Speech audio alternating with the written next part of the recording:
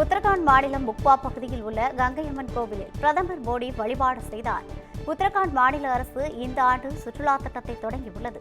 இந்நிலையில் அங்கு குளிர்கால யாத்திரை சென்றுள்ள பிரதமர் மோடி முக்வா பகுதியில் உள்ள கங்கையம்மன் கோவிலில் சாமரம் வீசி சாமி தரிசனம் செய்தார். இதனையடுத்து மலையேற்ற வாகன பேரணியை பிரதமர் மோடி தொடங்கி வைத்தார்.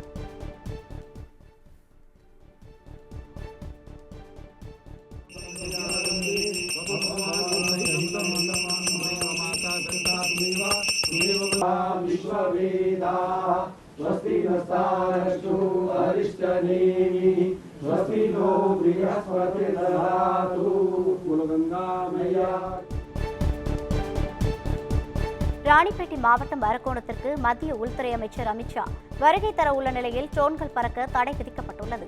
அரக்கோணம் மத்திய தொழிற் பாதுகாப்பு படை மைதானத்தில் நாளை நடைபெறும் CISF தின விழாவில் பங்கேற்பதற்காக மத்திய உள்துறை அமைச்சர் அமித்ஷா இன்று வருகை தர உள்ளார். இதனிடையே ராணிப்பேட்டை மாவட்டம் முழுவதும் 2 நாட்களுக்கு ட்ரோன்கள் பறக்க தடை விதிக்கப்பட்டுள்ளது. இந்நிலையில் INS ராஜாளி கடற்படை விமான தளத்திலிருந்து மத்திய தொழிற் பாதுகாப்பு படை மைதானம் வரை சுமார் 16 கிலோமீட்டர் தொலைவிற்கு ஏராளமான போலீசார் பலத்த பாதுகாப்பு பணியில் ஈடுபட்டுள்ளனர்.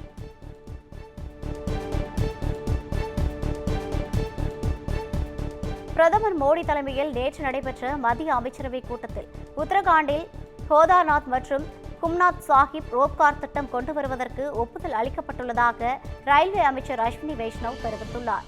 சோன்பிரயாக் முதல் கேதார்நாத் வரையிலான 12.9 கிலோமீட்டர் தூரத்திற்கு 4081 கோடி மதிப்பில் சமோலி மாவட்டத்தில் உள்ள கோவிந்த்காட் முதல் ஹோம்நாத் சாஹிப் வரை உள்ள 12.9 கிலோமீட்டர் தூரத்திற்கு 2730 கோடி மதிப்பில் ரோப்கார் திட்டம் அமைக்கப்படுவதாக அவர் தெரிவித்தார்.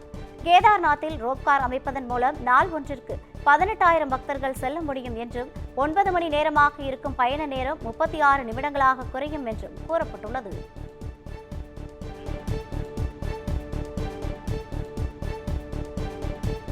நடிகை தமன்னா தனது நீண்ட நாள் காதலனான விஜய் வர்மாவை பிரிந்துவிட்டதாக தகவல் வெளியாகியுள்ளது. தொடக்க காலங்களில் தமிழ், தெலுங்கு சினிமாக்களில் கோலோச்சி வந்த தமன்னா தற்போது வெப் தொடர்கள் மற்றும் ஹிந்தி சினிமாவில் கலக்கி வருகிறார்.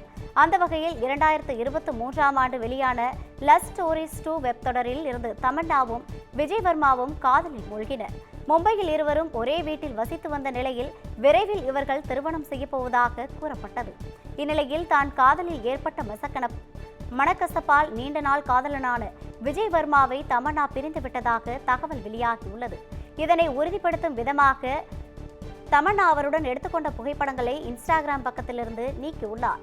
அதே வேளையில் இருவரும் நண்பர்களாக தொடர முடிவு செய்துள்ளதாகவும் பாலிவுட் வட்டாரங்கள் கூறுகின்றன.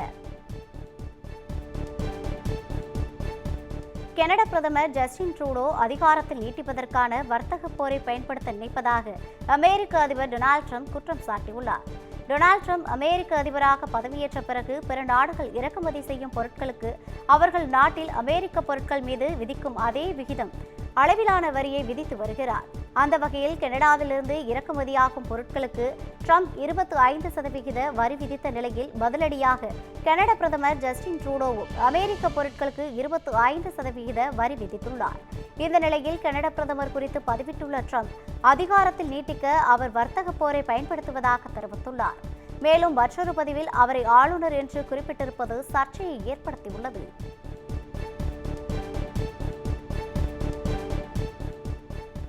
பிணை கைதிகளை விடுவிப்பது தொடர்பாக ஹமாஸ் அமைப்பினருடன் அமெரிக்கா ரகசிய பேச்சுவார்த்தையில் ஈடுபட்டுள்ளதாக தகவல்கள் வெளியாகியுள்ளது. இஸ்ரேலுக்கும் ஹமாஸ் படையினருக்கும் கடந்த 2023 அக்டோபரில் தொடங்கிய போரை முடிவுக்கு கொண்டுவர அமெரிக்கா, எகிப்து, கத்தார் நாடுகளுடன் உதவியுடன் ஜனவரி மாதம் 15ஆம் தேதி ஒப்பந்தம் கையெழுத்தானது. இதன்படி குறிப்பிட்ட எண்ணிக்கையில் கைதிகளை இரு தரப்பினரும் பரிமாறிக்கொண்டனர். இந்நிலையில் ஹமாஸ் வசம் உள்ள அமெரிக்க பிணை கைதிகளை விடுவிப்பது தொடர்பாக அந்த அமைப்பினருடன் அமெரிக்கா ரகசிய பேச்சுவார்த்தையில் ஈடுபட்டுள்ளதாக தகவல் வெளியாகியுள்ளது. தற்போது ஹமாஸ் பிடியில் 59 பிணை கைதிகள் இருப்பதாகவும் இதில் அமெரிக்காவைச் சேர்ந்தவர்கள் 5 பேர் எனவும் இஸ்ரேலிய பாதுகாப்பு படை வட்டாரங்கள் தெரிவிக்கின்றன.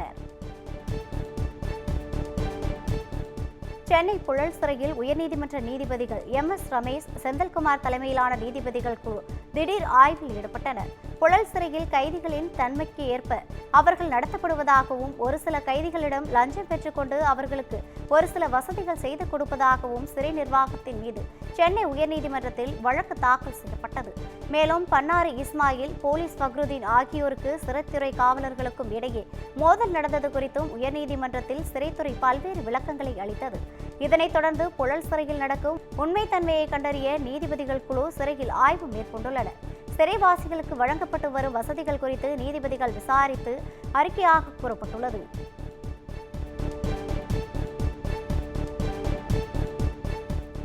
விருதுநகரில் நடைபெற்ற பொதுக்கூட்டத்தில் அதிமுக முன்னாள் அமைச்சர் ராஜேந்திர பாலாஜி கட்சி நிர்வாகியை தாக்கும் வீடியோ வெளியாகி பரபரப்பை ஏற்படுத்தியுள்ளது. விருதுநகர் தேசப்பந்து மைதானத்தில் ஜெயலலிதாவின் 77வது பிறந்தநாள் விழா கூட்டம் நடைபெற்றது. இதில் அதிமுக முன்னாள் அமைச்சர் ராஜேந்திர பாலாஜி மற்றும் மாப்பா பாண்டியராஜன் உள்ளிட்டோர் கலந்து கொண்டனர். இந்நிலையில் பொன்னாடை அணிவிக்க வரிசையில் முந்திக் கொண்டு வந்த கட்சி நிர்வாகி ராஜேந்திர பாலாஜி தாக்கியுள்ளார். இதுகுறித்த வீடியோ காட்சிகள் வெளியாகி பரபரப்பை ஏற்படுத்தியுள்ளது.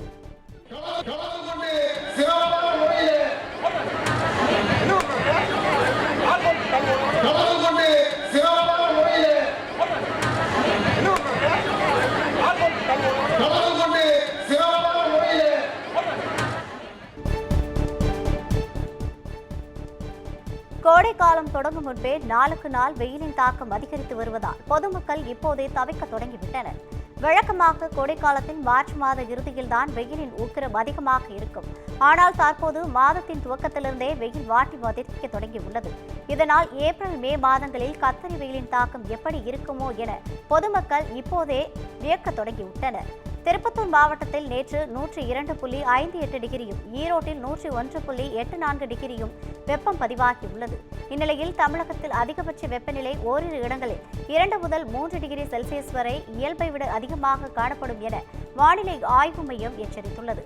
அதே நேரம் கோடை காலத்தில் வெயில் சுட்டரிக்கும் அளவிற்கு கோடை மழைக்கும் வாய்ப்பு இருப்பதாக தனியார் வானிலை ஆய்வாளர்கள் கணித்திருக்கின்றனர்.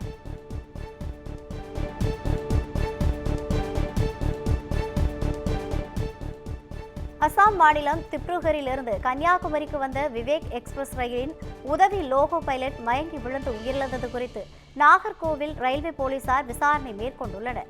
நேற்று இரவு 11:50 மணிக்கு வந்த ரயிலில் பிரதீப் என்பவர் லோகோ பைலட்டாக இருந்தார். பயணிகளை இறக்கிவிட்டு பெட்டிகளை சுத்தப்படுத்தும் பணிக்காக நாகர்கோவில் ரயில் நிலையத்திற்கு கொண்டு வரப்பட்டது. ஊழியர்கள் பணியில் ஈடுபட்டிருந்த போது உதவி லோகோ பைலட் பிரதீப் திடீரென மயங்கி விழுந்துள்ளார். சக ஊழியர்கள் அவரை மீட்டு மருத்துவமனைக்கு கொண்டு சென்ற நிலையில் அவர் பரிதாபமாக உயிரிழந்தார்.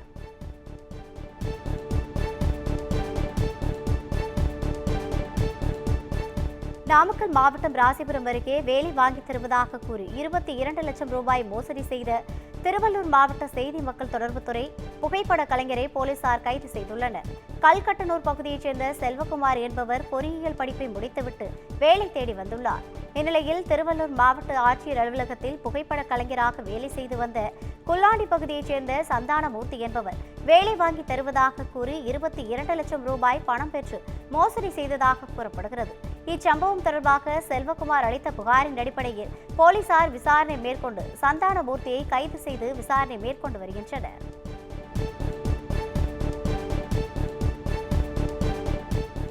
மும்மொழி கொள்கை தங்களுக்கு வேண்டும், அதை தடுக்கும் உரிமை தமிழக அரசுக்கு கிடையாது என பாஜக மாநில துணைத் தலைவர் KP ராமலிங்கம் தெரிவித்துள்ளார். நாமக்கல் மாவட்டம் ராசிபுரத்தில் பாஜக சார்பில் மும்மொழி கொள்கையை ஆதரித்து கையெழுத்து இயக்கம் நடைபெற்றது. இதில் கலந்து கொண்டு பேசிய KP ராமலிங்கம், அரசு பள்ளிகளில் பட்டியலின மக்களே அதிகம் படிப்பதாகவும், ஏழை எளிய மாணவர்களுக்கு சம கல்வி, உயர்கல்வி கிடைக்க வேண்டும் எனவும் வலியுறுத்தியுள்ளார். மேலும் தங்களுக்கு மும்மொழி கொள்கை வேண்டும் எனவும் அதை தடுக்கின்ற உரிமை தமிழக அரசுக்கு கிடையாது என்றும் கூறியுள்ளார்.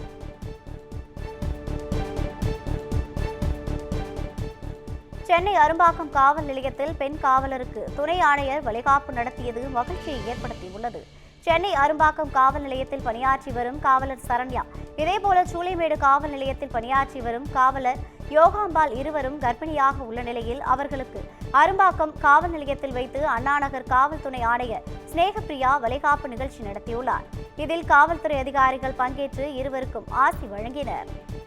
குமுதா மற்றும் தமிழ்நாடு மின்சார வாரியம் இணைந்து வழங்கும் சிக்கனமும் பாதுகாப்பும் யூஸ்ஃபுல் டிப்ஸ். மின் நுகர்வோர் சேவை மையம். மின் கட்டணம் தொடர்பான சந்தேகங்கள், இலவச மின் இணைப்பு குறித்த தகவல்கள், பழுதடைந்த மின் கம்பங்கள் அல்லது பில்லர் பாக்ஸ் குறித்த தகவல் தர, மின் இணைப்பு பெயர் மாற்றம் குறித்த சந்தேகம், இவை அனைத்திற்கும் 9497 9497 என்ற எண்ணை தொடர்பு கொள்ளவும்.